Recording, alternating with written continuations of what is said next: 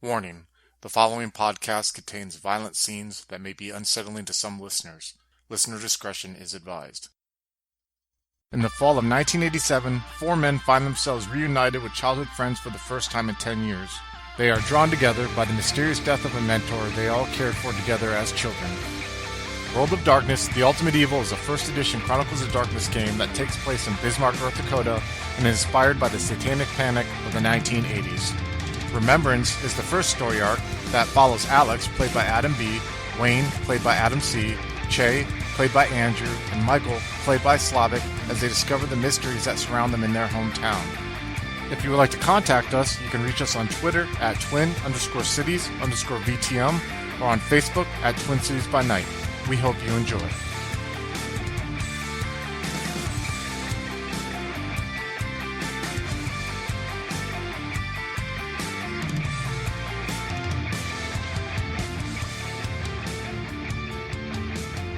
We left off where in an intense scene that dealt with a sweat lodge in the group, they were just getting pulled out of a sweat lodge, not realizing that while they're in the middle of having a vision or something else. Basically, Raymond, who was Chay's grandfather, and Brian Eagle, who was working with the group, was pulling them out.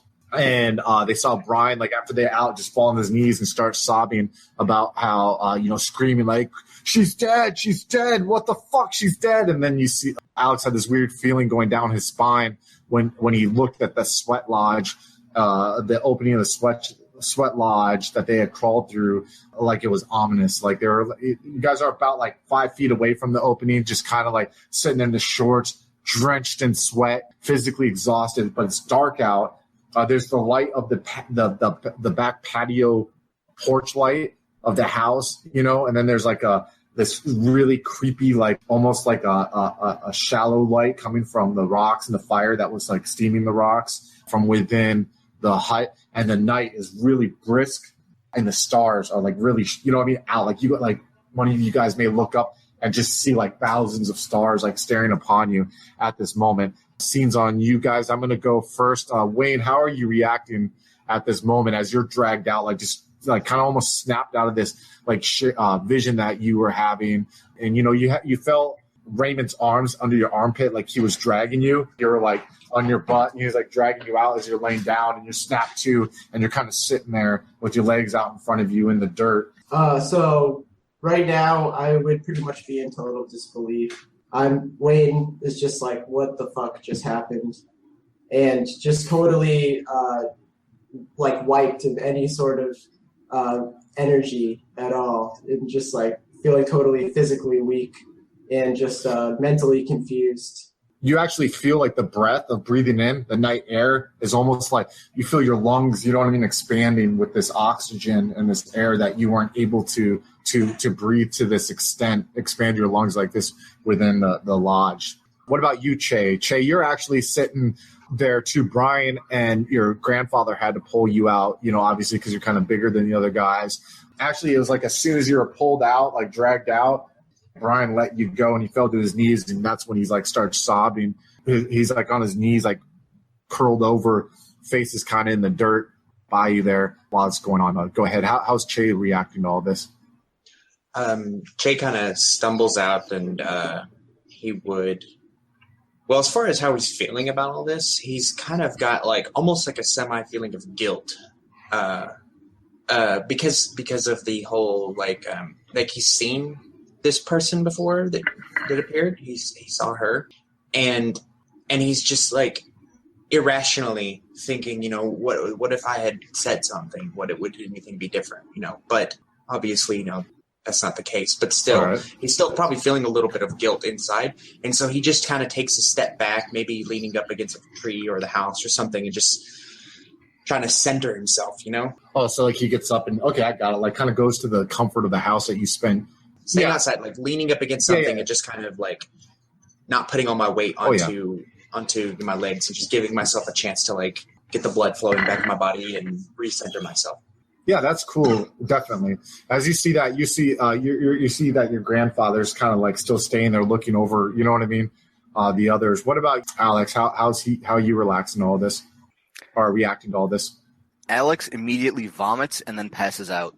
You see that, Chay, as like you're like go back towards like a tree that's by the house, like actually like a tree that probably used to like play around when you would play in the backyard when your grandparents first got custody of you, and you see Alex just like retch and then just like falls to his side like on his knees, like slumps over, and you see like your grandfather rush up to him and like lifts his head, turns him to his side to make sure that the vomit's coming, that isn't going to be he's not going to choke on his vomit. And then he's like lifting up his eyelids and like basically like checking his eyes, and then just checking a couple things, and you hear him. He turns around and he's like, Rita, and he's yelling for your grandmother. That's your grandmother's name, and she opens the door and he's like, quick, get some water out here, and get some of that Gatorade, that those glass bottles of Gatorade I have over in the pantry. And she like turns around and runs back in. You see, she like looks at you. She catches eye contact with you when she opens the door, and she kind of motions you to follow her because you could probably carry this heavier type stuff as you go into the house. Michael, how do you react to what's going on here? Holy shit! Ugh. Michael will sort of be rubbing his eyes and like, oh man, ugh. As you're rubbing your eyes, you just hear sobbing, and you look to your right, and you see that Alex is passed out. But you see, like, you can tell by the way that Raymond is moving while checking him that Raymond is not worried as much. But you know what I mean? Like, he's checking his vitals and everything like that. And you see Brian's just weeping on his knees next to you also. Chay, you go in there with your grandmother. She right away heads to the pantry. And I don't know if you guys know, but like Gatorade used to come in like these glass bottles that was almost like a little bit bigger than the Yoo-Hoo bottles and shit. And so she has like a case of that. And she like kind of like hands it to you. You find like the weight. So you know what I mean? Your muscles are a little shaky, but you find the steel like determination in you to help out. And then she takes like these 2 1 gallon water, look like the milk jugs, but of water. And she like motions to you, and she starts heading back out there. As you're following her, she goes next to Raymond. The light, it's this weird, you see these weird shadows of like the group there. They're almost like for a second, as you see these shadows, you feel like the hair like rise on the back of your neck a little bit, and like goosebumps start coming over your skin because now the sweat, you know what I mean? And like the wind and everything and the movement is kind of chilling you a little bit because it is like fall, almost winter time here. And she sets the water down. She motions to you to set the Gatorade down there. And Raymond looks and he's like, thank you, dear. He's like, start the fire pit. Get some blankets. This one's going to be okay. And he's like, we need to wait for him to wake up on his own and everything. And he looks at you guys. He's like, start drinking this stuff here slowly, though. Don't be chugging it down. And then he goes back to like caring for Alex. Alex, you kind of, as you're out, is this pure like blissful darkness. You know what I mean? Which is rare for you lately. And then you start feeling like this touch, and it's almost like a comfort, like your mother's touch when you remember from a childhood. And then your eyes slowly start opening, and you see this man looking down on you. You see, too, that his hair is like, is in a ponytail, but some of it got loose, but it's like plastered to the side of his skin from sweat. He has a concerned look on his face, but when you open your eyes, you see him smile warmly, and he's like, sit up when you can on your own, okay? Don't push it. I need you to sit up slowly when you're ready, all right? Alex will nod and sort of fall back as another wave of nausea hits him.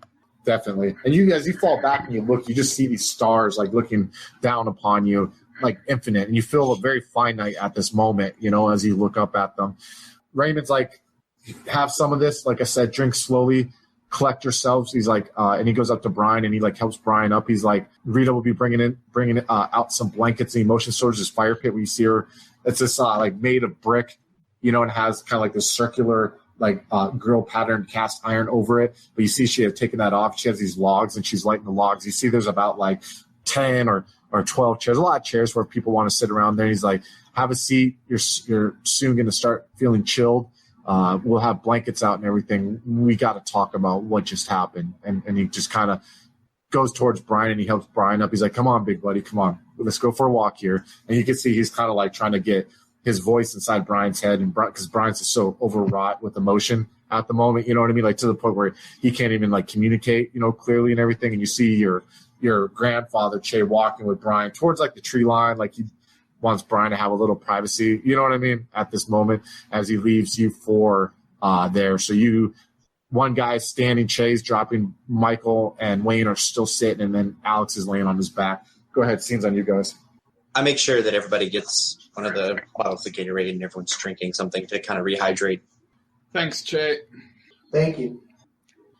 Alex will roll over and get onto his knees, and he'll Alright. take a sip of the Gatorade when it makes its way to him.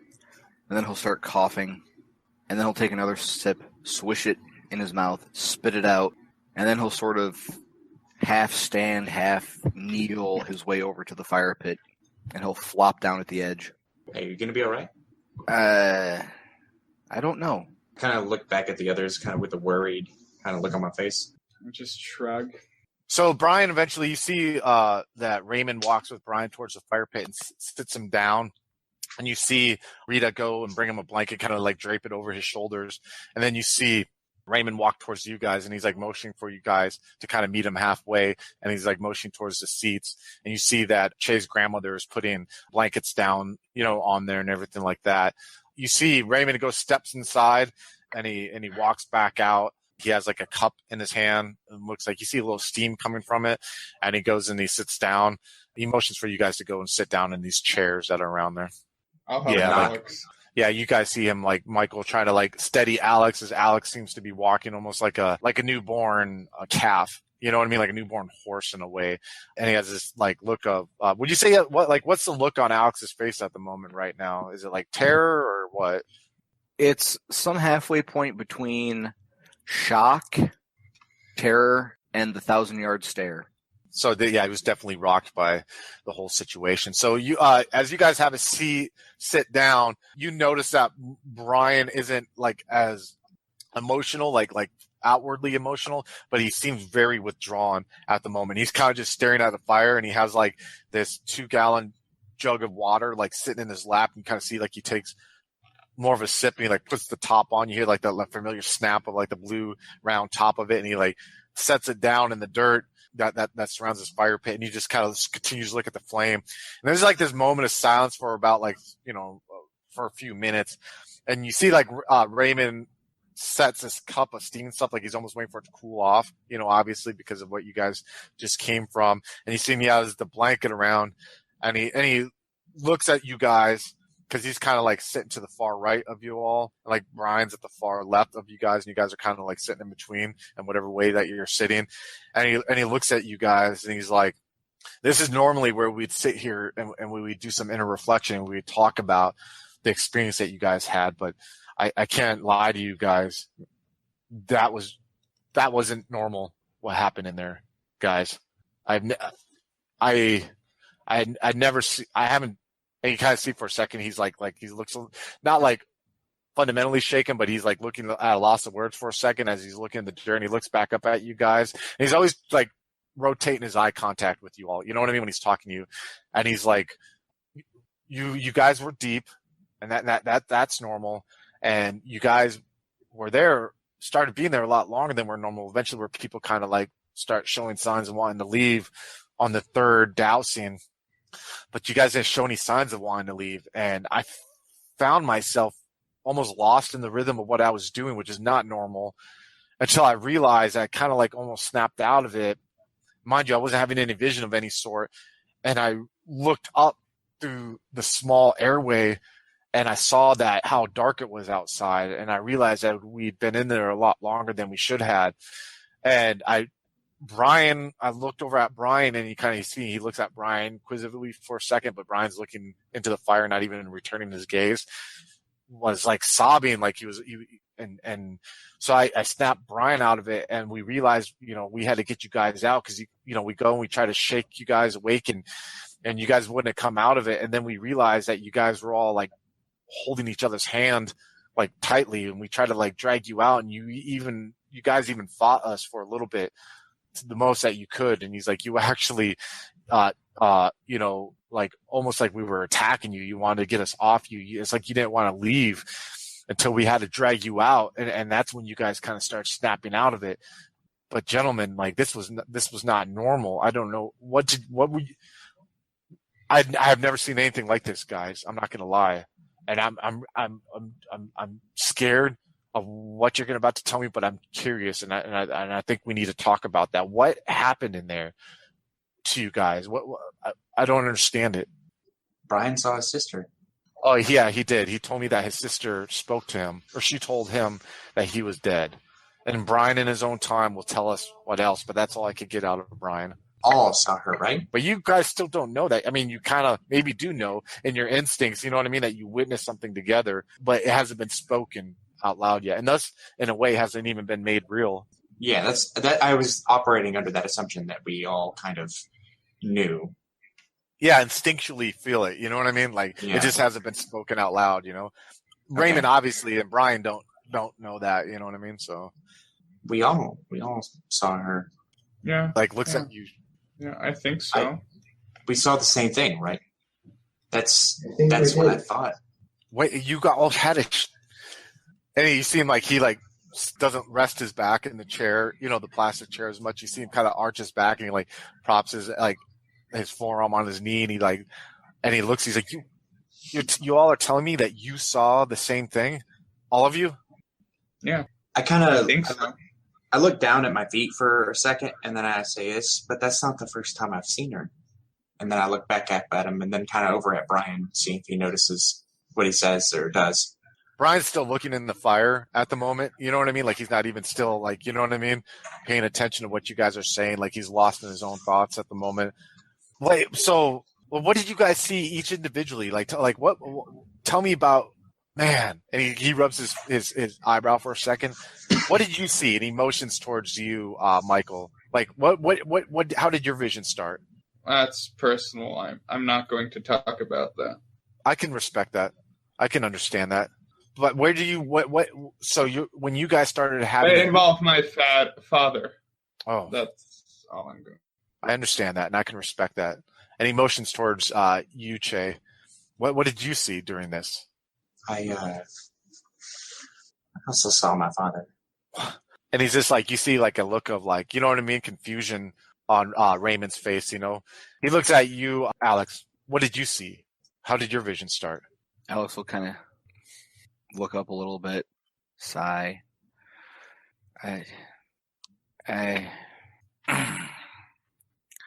I saw a lot. And then he'll sort of crawl into himself. You see Raymond's kind of taken aback by that. And he looks at you, Wayne. What did you see, Wayne, when it first started?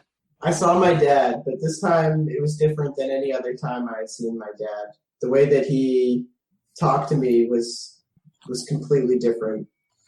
So what happened after you guys each individually started having, when was the moment where you feel you guys start sharing the vision? I think when we saw Brian's sister. When you saw Christina and you saw her, did she speak to you guys or did you speak to her? What did you just see her or? She spoke to us. And what did she tell you?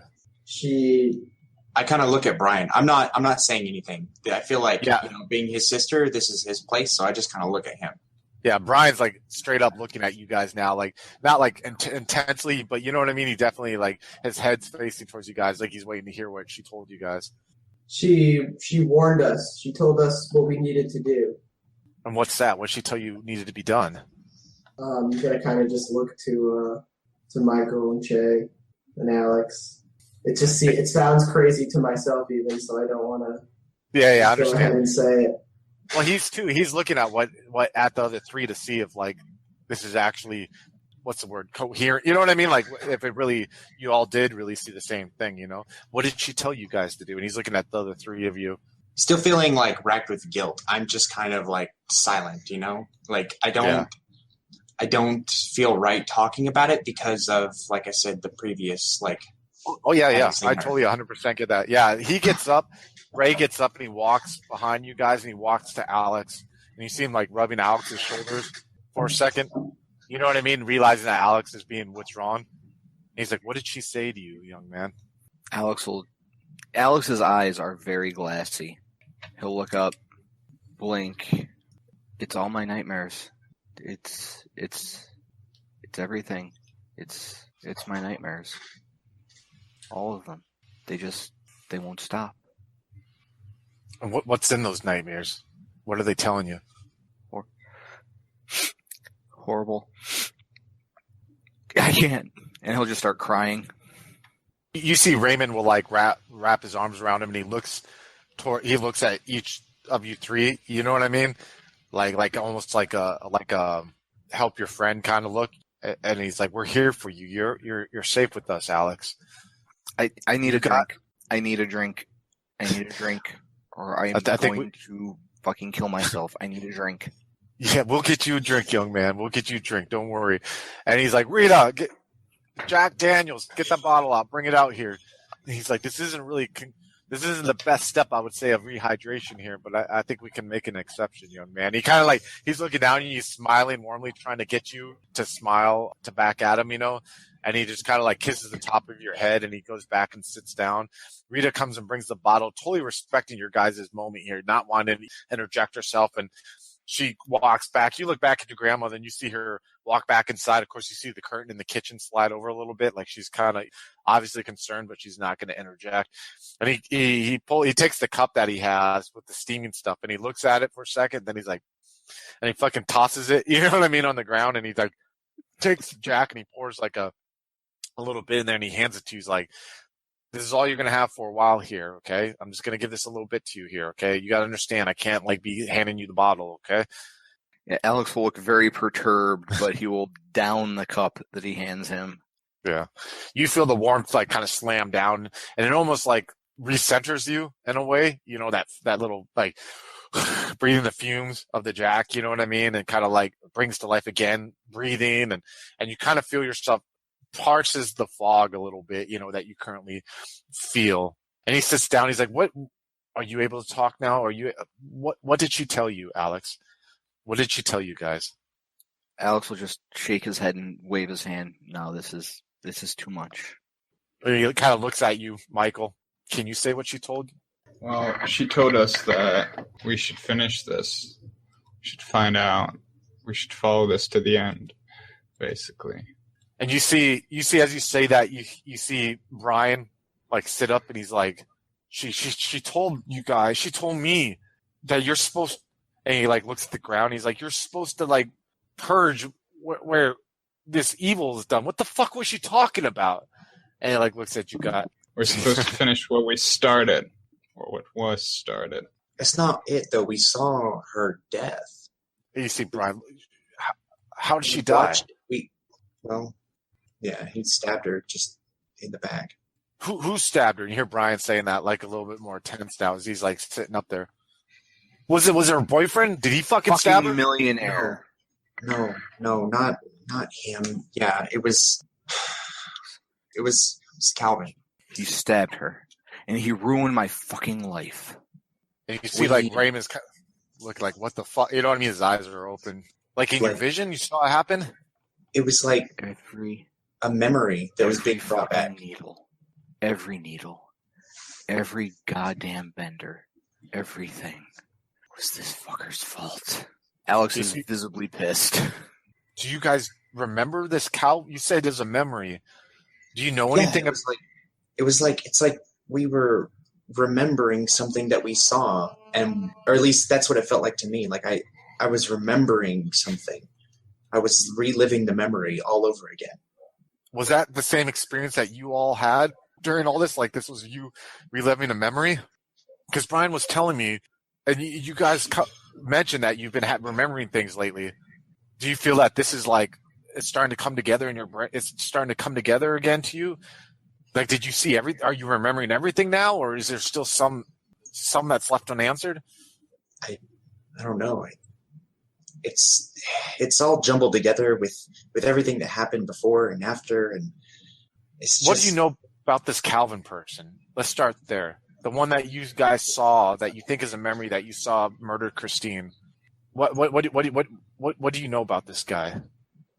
Well, I didn't know who he was back then, but in looking into what happened to our friend Amanda,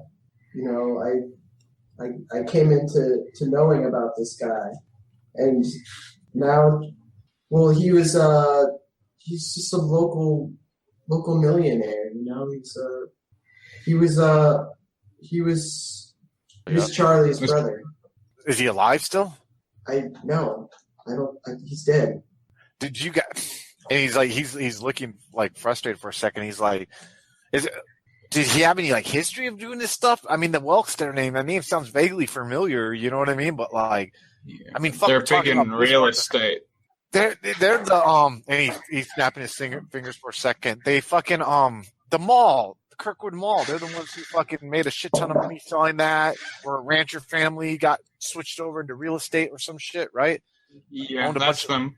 so you guys were looking into this guy before we even did this sweat lodge. You're saying you had some reason to look into him? Yeah, Charlie actually killed himself almost in front of us. And Charlie, and he looks at Brian, was your sister's boyfriend that you thought had something to do with her missing, right? And you see Brian like shaking his head a little bit as he takes a drink of water. Charlie's his brother. Charlie's Calvin's brother. Yep. Well, I'm saying he's like basically to them. Oh yeah, To him, so he would know. Like Charlie's his brother. Yeah, we're already established that. So why?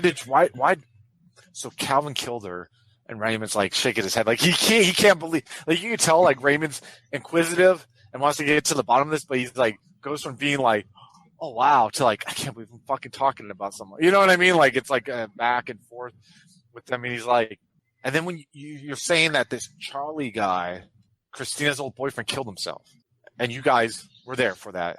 Sort of. We were interviewing him, and then he went to the bathroom, and Do you think he killed himself? Like over what? Why do you think he killed himself? I think he felt guilty. Did he say anything about his brother to you? Yeah. He basically told Charlie that he was weak, and sort of he had this evil book or something that he always had. So he was disturbed. Weird. Yeah. You see, like Raven look at you and smile. Did he say like he saw any other signs of his brother being a disturbed person other than a book or anything?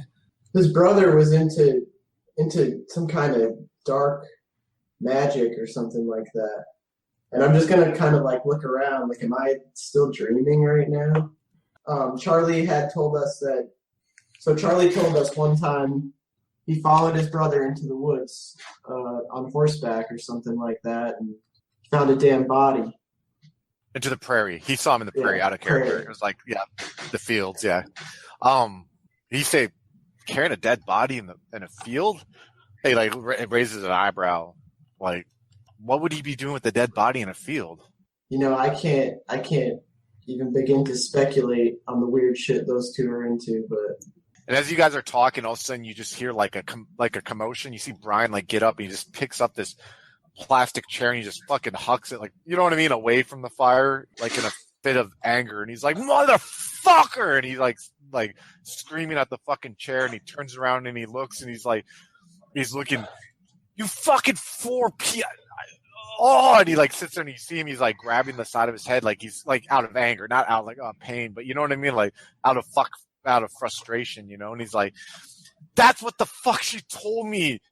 That's what the fuck she meant. He's like, that motherfucker. He's saying that he's like pissed off, and he's like, he was doing some fucking shit out there, out in that fucking place, and you fuckers are supposed to find it.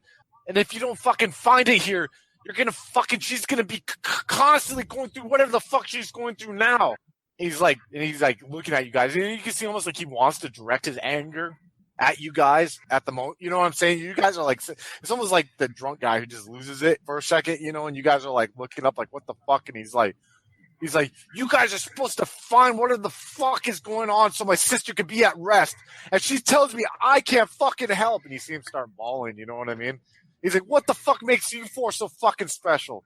And he's standing like he really wants an answer. Like he expects you guys, you know what I mean? To like answer why you guys are special.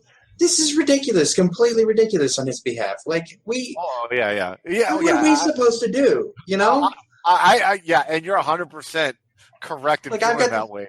Look of confusion on my face. Like, what is this? Is completely unjustified anger, and I'm completely confused how we have anything to do with this. Like, I don't even know what we're supposed to do. You see, like Raymond, he's like stands up for a second. He kind of has his hands out in a calming mesh. He's like, Brian, no one here's doing anything to you.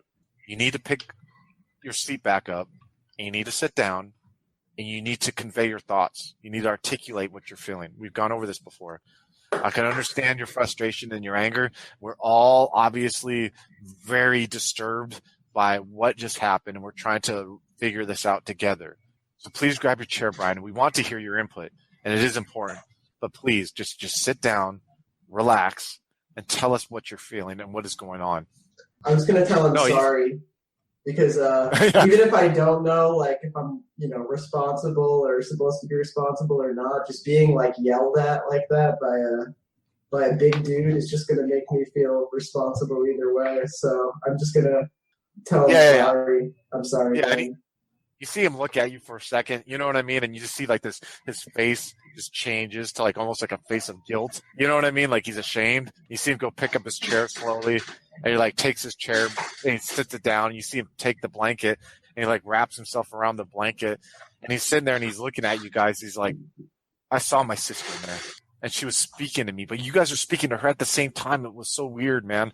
It's like, it was almost like I was seeing her talk to me, and I swear I saw you guys talking to her behind her. I don't know how else to explain it. But my sister told me that, like, she said that she's, like, in torment. And that there's a man or who did something wrong to her, but this man did wrong to other people, and and I told her, I said, I want to, like, tell me who the fuck this guy is. And you see him for a second get, like, a little worked up again, and you see, like, Raymond kind of, like, using his hand, you know what I mean, like, mellow out to him a little bit, and he's like, and I told her, I said, why can't I do this? That I've been looking for, like, I've been spending this long looking for. Why can't she tell me what needs to be done? And she says, not for me to do it. She said that you four need to find where this man did his evilness at, and you need to purge it. And she told me that you guys would know where to start looking, and that you guys are meant to be together, and that you guys will find this on your own.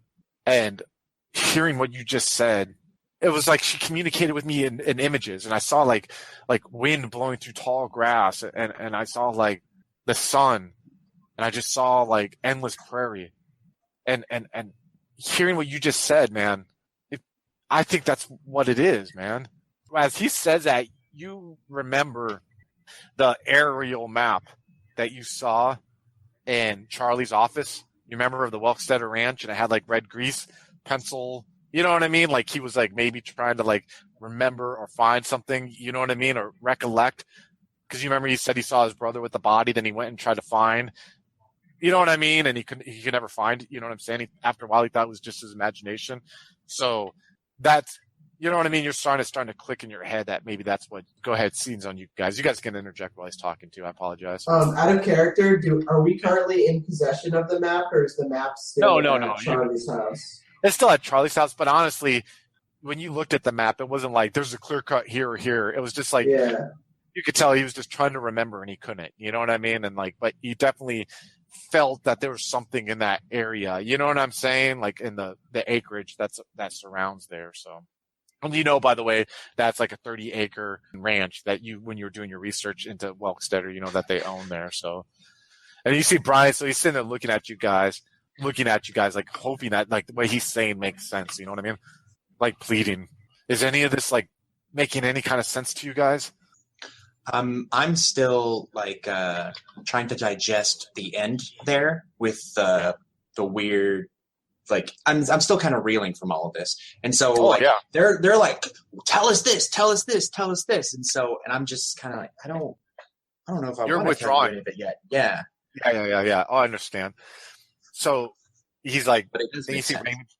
Raymond's shaking his head. And he's like, so it seems, and I have no reason not to believe this, it seems that you all had a shared vision of Christina, that you witnessed her death, maybe, that you witnessed as children, and that you all seem to agree on some form or another that she wants you to continue what you're doing. This isn't the first time that I've read this is the first time I've heard in person of something like this. But in many cultures, there are stories of people consciously or subconsciously or being told they believe by some outer force of some type to guide them along a path. And gentlemen, I'm going to be fucking frank with you. Like, I do not think this is any kind of inner monologue that you guys are having with yourselves that just happens to all be the same. I can't believe I'm saying these words, but to me it sounds like that you guys need to fucking find what the fuck happened to her and what she wants you to look into. Something to deal with this ranch or whatever this Calvin Walkstetter guy was doing at that ranch. And he just kind of looks at you guys like that's his interpretation, you know what I mean, of this shit. He's like, do you know anything about this ranch? And he's kind of like looking at you, Wayne, a little bit, because you know what I mean? You had spoken more than all these other guys about this Walkstetter guy. I had seen a map, an aerial view of the property. I saw it at Charlie's house. I said, yeah, I remember you looking at something like that. Do you know how big this ranch is, or how the area that surrounds it, like how much acreage they had? It was a lot, right? Yeah, it was like 30,000 acres. So I mean, I had done a little bit of research on them, so I might know like the. you know that, yeah. Okay. Yeah. He's like, what's the math he's doing it in his head? You see him sitting there thinking, he's like, that's about 50 miles, I would say, a little less. Gentlemen, you guys are meant to be together. That's what I think. I think this is all part of some spiritual journey that you guys are having together. And I think it's not done yet. And to be honest, I think if you guys went out there together into that wilderness and you guys ingested what just happened to you now and found out more about the bond that you guys have together, it seems like that's what Christina wants you to do. And she wants you to find something out there and do something to it. I can't give you the answers, and it doesn't seem like you know the answers, but if anything, from what experience tells me, I think you will find the answers that you need to know out there. If you guys choose to go that way and want to do it, my suggestion would be to do it like as soon as you guys can. If we have that map, I can find it. And it sounds like that you'll need supplies. I can get you the supplies, and I know a man who can lease you some horses. I'll cover it. As to a map of the area, I have some. I don't have a map specifically of that ranch, but I do have a map. You know what I mean? That the area is covered in that I can give you guys. Here's the thing, gentlemen. I think you guys should rest, go to sleep here. And I think that tomorrow your journey continues. I don't think what you experienced in there is over yet, to be honest with you. I didn't mean a map. I meant that map that we saw. It's probably going to help us a lot more than just a general map. If he's already looked, we can at least eliminate some places. Oh yeah, I get out of character. I get what you're saying. My thing is like what I was telling Adam. Adam got the impression when he looked at it that because what's his name? Charlie hadn't been in Bismarck or that area for like since, you know what I mean, for 20 years. He's lived in New Rockford that long. You know what I mean? So basically, the thought I was trying to convey was like this map. He had the map at his desk, and he was just sitting there at this desk trying to, like, in his head, you know what I mean, 20 years later, because he obviously was racked with guilt, you know what I mean, and he was, like, doubting himself if he believed it. So out of character, what I'm saying is I don't think the grease pencil circles on that map would help you, you know what I mean, at all, you know what I'm saying? Because that's like Charlie's notes, right? That's not like... Yeah. That's and he's just going off of 20 years memories. You know what I mean? Like try to think about 20 years when you're looking for your keys in a house that you used to live in, how hard it'd be to remember to retrace your steps. You know what I mean? Let alone we're doing the same thing though, right? Yeah. Well, yeah. But here's the thing too, and that's good that you mentioned that, because here's the thing too. What Raymond is trying to convey to you, even though it sounds extraordinary, is the fact that he feels that by simply going there, that the spiritual journey that you started, if not even before the lodge, will continue there. Does that make sense? You know what I mean? Like fate is going to guide you to where, you know what I mean? Where you need to go. Like this is. Oh, so he's trying to say, so when he was saying that, you know, it's not, your journey's not done, he means like going out and we'll find our way kind of thing. Yeah, exactly. That's what he meant by that. You know what I mean? Like, understanding that. Okay. Oh, no worries. And that's what he's trying to say to you guys, because he doesn't have the answers right now. You know what I mean? But he thinks the answers will be available to you, and that you're being guided to go there to find. You know, and so I'll jump back in character. He's like being out there on your own, searching, following your instincts. It's going to take what you took here.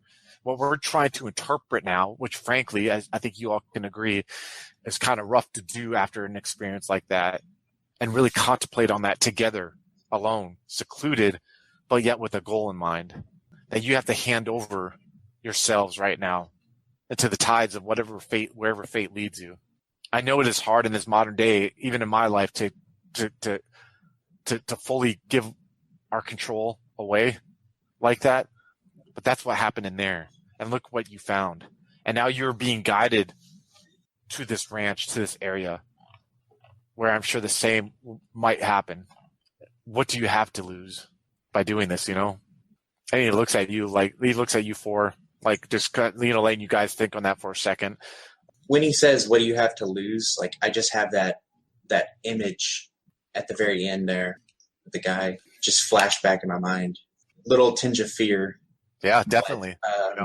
But I still feel resolve despite that. So there'll be a brief moment where if anyone's paying attention, I'll have that look of oh shit, and then the resolution. I'm doing this. Nice. And he kind of looks at you. He looks at Chay, nods his head and approves when he looks at you, Wayne. So the way that I feel upon hearing that is I feel like my path has been kind of altered somewhere in life, and this is the only possible way for me to set things straight. And then I look at Alex and I think about how how his life has been altered in a crazy way because of the sorts of things that had happened so many years earlier, and he has even more of a it's harder. So I'm ready to surrender everything to this idea, and just see where it takes me. You see Wayne looking at you, Alex, having a moment with you as he's looking. You guys have an eye contact for a second. Alex will take a deep breath. Let's do it. And you see Michael, you're sitting there, and you see these three are slowly accepting, and you see Raymond looking at you, and he kind of raises an eyebrow. So during this whole campfire thing, Michael was probably playing with a magazine from his gun. And after it's all finished, it's just, well, I guess it's time to end this, puts the magazine back into the gun. and he's surrounded with chamber. And he looks up and he gets up and he's all right. He's Rita's going to point you guys to the shower, give you your clothes back.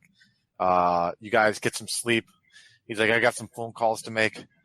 Tomorrow morning, I'll drop you off over there at the ranch, and I'll see if we can have a gentleman meet up with some horses. He's I got supplies that you guys can pack. I have some sleeping bags. It sounds like you may spend more than a few nights there. I've got some stuff back at my place too.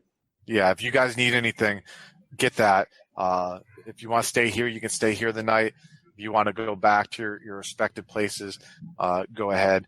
But I'd feel more comfortable if you guys stayed here the night because you guys have been through a physical toll. I wouldn't want you to make that drive back to Bismarck and get into any kind of wreck or anything like that. So, hello, folks. Have you ever wished you could have an easy way to find gameplay videos and podcasts, or just media in general that deals with your favorite White Wolf role-playing games? Or have you ever wished you could find a forum to share gameplay that you have recorded, one which wouldn't be drowned out by random posts and discussion, so that your media could get the attention you want? Well, we have the answer for you in a Facebook group we run called White Wolf RPGs Gameplay and Media. The group is specifically ran with the sole intent of it being a one-stop shop for people to view or share media involving the games we all love. We take thorough steps to ensure the page does not become cluttered and is easy to traverse. We are currently over 1,000 members strong, and we are continuing to rapidly grow with new media being shared every day. Stop on by. We hope to see you there. High Level Games, the industry's first choice in taking your games to the next level. We are a podcast blog and new media network at highlevelgames.ca. We have blog posts about all of your favorite games going up 5 days a week and a podcasting network with actual plays and shows that discuss role-playing games, with more rolling out all the time. We are on iTunes, Twitch, and YouTube. Find out more information at highlevelgames.ca, a site that certainly isn't controlled by a shadowy board of directors of otherworldly origin. That's highlevelgames.ca. Please, help. They're coming.